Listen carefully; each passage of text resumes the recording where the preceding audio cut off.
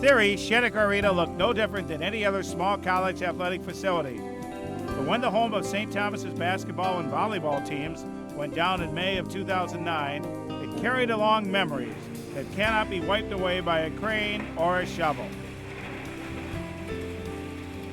Right from that first game in 1981 until the final moments of the men's basketball team's win over Wisconsin-Stevens Point in March 2009, Schoenecker served as the host venue for spine-tingling finishes that can never be forgotten. For years, St. Thomas played the basketball games on the second floor of Old O'Shaughnessy Hall. Its cramped facilities made such players as Dan Hansard, Bob Rozier, and Steve Fritz seem 10 feet tall. By the late 1970s, O'Shaughnessy became less than a quaint place to play. It became obsolete.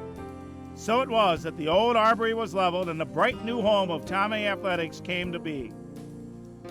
Schoenecker opened in 1981 when the men's game lost to Ripon. As was the case in the old place, it was the games with rival St. John's people remember. There was the 1989 game when, in the final minute of the third overtime, St. Thomas trailed by 2 points and needed some late dramatics to pull the game out. And a timeout by St. John's with 4 seconds. How about that? Women's basketball came to the forefront at about the same time.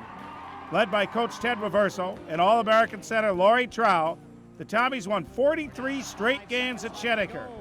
And the topper was the 1991 NCAA Division III title when UST overwhelmed Muskegon 71-55.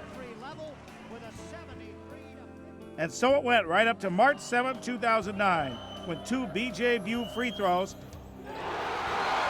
and a Joe Scott dunk sent the place to a frenzy one more time with a win over UW-Stevens Point.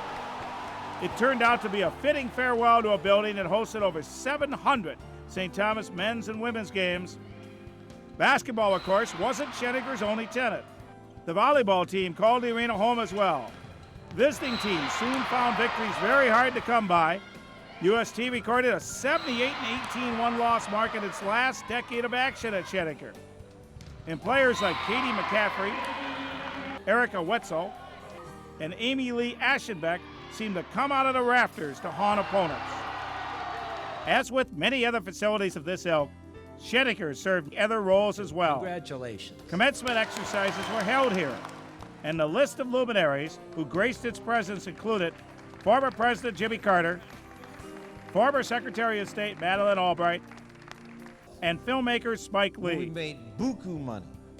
The memory of their time here, as well as all those thrilling basketball and volleyball games, is one that cannot be wiped out by a wrecking ball.